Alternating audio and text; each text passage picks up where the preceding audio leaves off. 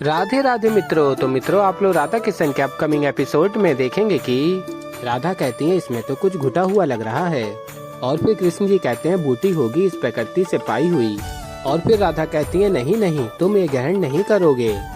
और फिर आगे आप लोग देखेंगे कि ऋषि भृगु स्मरण करते हैं और कहते हैं दोनों ने मेरा अपमान किया, और कहते हैं तीसरा यहाँ निर्लिप्त होकर सो रहा है, प्रणाम नारायण। और नारायण निद्रा में होते हैं और तभी देवी लक्ष्मी ऋषि भृगु के समक्ष जाती हैं और कहती हैं प्रणाम ऋषि भृगु, स्वागत है, बताइए ऋषिवर क्या सेवा करूं मैं आपकी।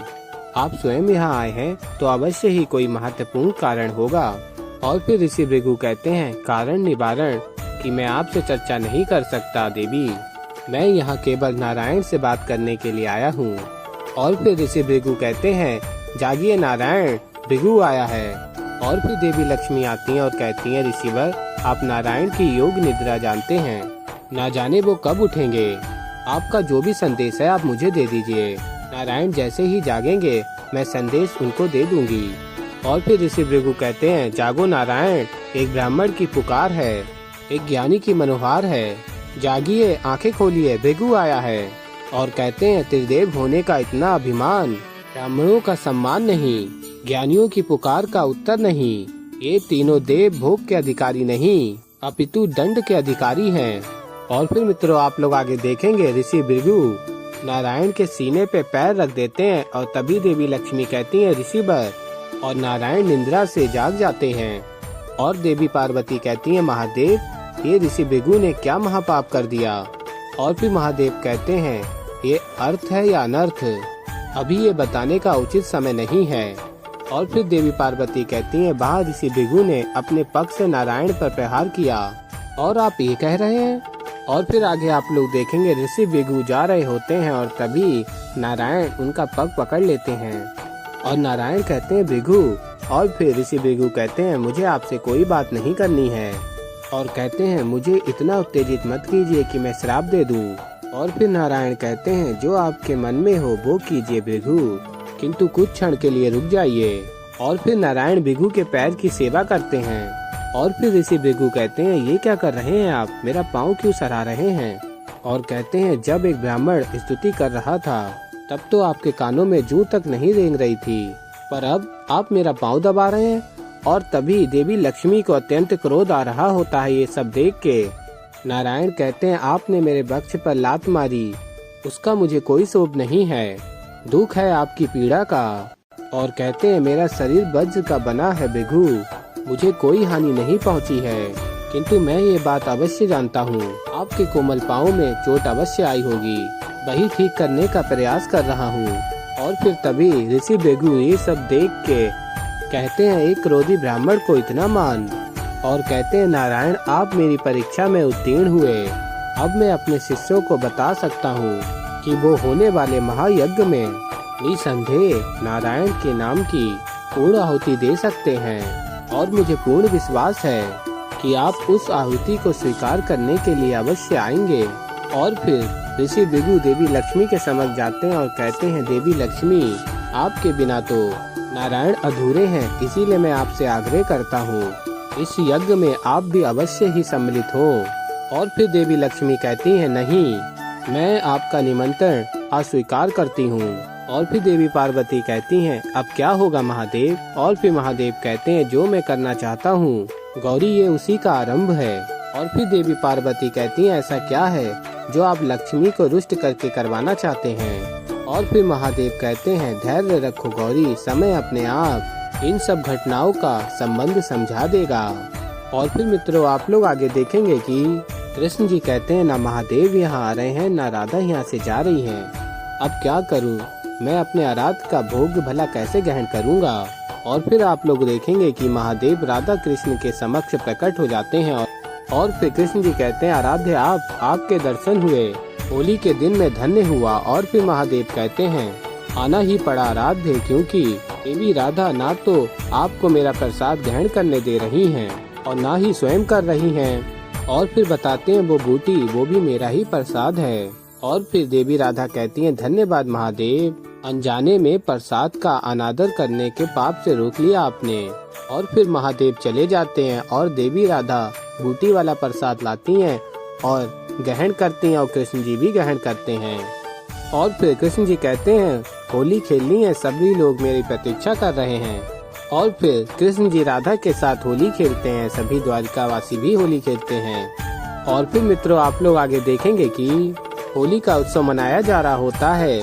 संगीत, रंग, एक दूसरे के साथ सभी प्रेम से होली खेल रहे होते हैं और सभी एक दूसरे को रंग लगा रहे होते हैं। और फिर मित्रों आप लोग आगे देखेंगे कि ऋषि भृगु कहते हैं देवी लक्ष्मी आप मेरे निमंत्रण को अस्वीकार क्यों कर रही हैं?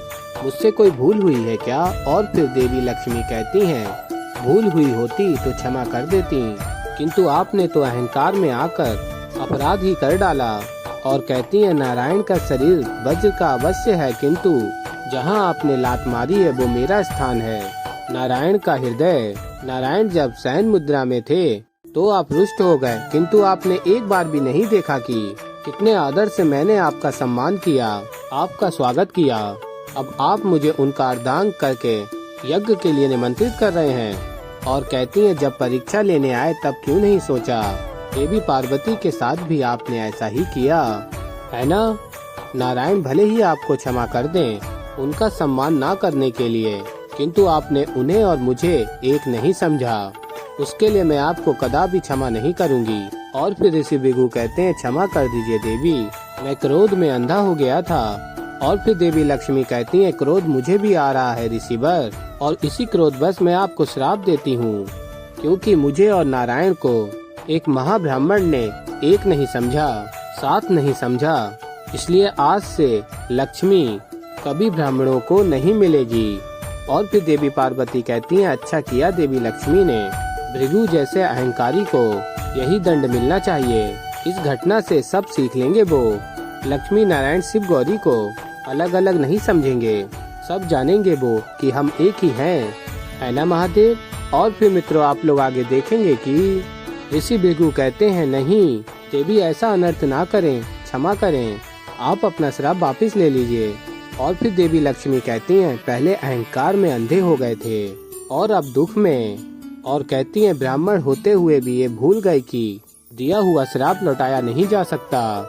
और फिर ऋषि भृगु नारायण के समक्ष आते हैं और कहते हैं नारायण यदि देवी लक्ष्मी रुष्ट हो गयी तो चाहे यज्ञ नारायण का हो या किसी भी देव का सफल नहीं हो सकता। लक्ष्मी के बिना जीवन में संपन्नता और समृद्धि कदापि नहीं आ सकती और सब ब्राह्मण मुझे ही दोष देंगे कि मेरे कारण ऐसा अनर्थ हुआ। और कहते हैं नारायण अब केवल आप ही मेरी सहायता कर सकते हैं, मेरी सहायता कीजिए।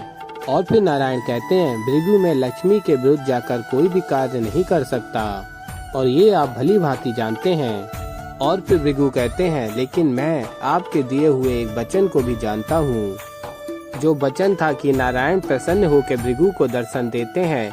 और भृगु कहते हैं प्रभु आपके दर्शन मेरे लिए पर्याप्त हैं और वरदान में समय आने पर मांग लूंगा। और फिर आगे आप लोग देखेंगे देवी पार्वती कहती हैं ऋषि भृगु ऐसा करके अत्यंत अनुचित कर रहे हैं, अपने वर का अनुचित लाभ उठा रहे हैं। और फिर महादेव कहते हैं मत भूलो गौरी, ये सब एक महान और एक बड़े मंतव्य के लिए हो रहा है। और फिर आगे आप लोग देखेंगे नारायण कहते हैं ऋषि भृगु से मैं समझता हूँ आपको जो वर मांगना है आप मांग लें। और फिर ऋषि भृगु कहते हैं हे नारायण मैं चाहता हूँ कि देवी लक्ष्मी मेरे घर में मेरी पुत्री के रूप में जन्म लें। और फिर नारायण कहते हैं ये मेरे बस में नहीं है और कहते हैं मैं लक्ष्मी का प्रारब्ध भला कैसे निश्चित कर सकता हूँ, विशेष रूप से तब जब उसने आपका कभी न साथ देने का श्राप दिया है, ये मैं नहीं कर सकता। और तभी देवी लक्ष्मी कहती है नहीं नारायण जो भूल ऋषि भृगु से हुई है वो आप मत कीजिए, मत सिद्ध होने दीजिए कि मैं और आप अलग हैं, मैं और आप एक हैं, जो वर आपने दिया है वो मैंने भी दिया है, हम भिन्न नहीं हैं। नारायण मैं आपके वर का मान रखने के लिए ऋषि भृगु के घर में एक पुत्री के रूप में जन्म लेने के लिए सज्ज हूँ। और फिर नारायण कहते हैं तथास्तु भृगु। तो ऐसे ही मित्रों आगे और भी बहुत कुछ देखेंगे आप लोग, तो अभी के लिए इस वीडियो में इतना ही। तो मित्रों, अगर आप लोगों को हमारी वीडियो पसंद आई हो तो वीडियो को कर दीजिएगा लाइक, और अगर आप चैनल पे नए हैं हमारे तो चैनल को कर लीजिएगा सब्सक्राइब, और बेल आइकन को ऑल पे करके प्रेस कर दीजिएगा, जिससे कि हमारी नई वीडियो का नोटिफिकेशन आपको मिल जाए। तो मित्रों, मैं मिलता हूँ जल्दी एक नई वीडियो के साथ। तो तब तक के लिए राधे राधे।